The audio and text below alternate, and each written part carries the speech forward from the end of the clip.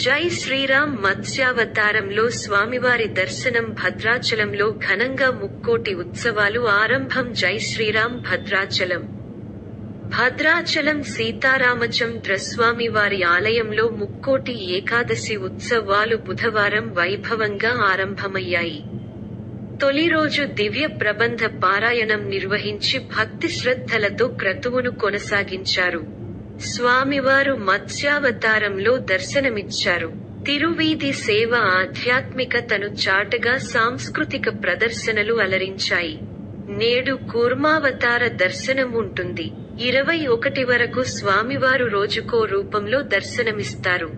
22 తెప్పోత్సవం, 23న ఉత్తర ద్వార దర్శనం ఉంటాయి.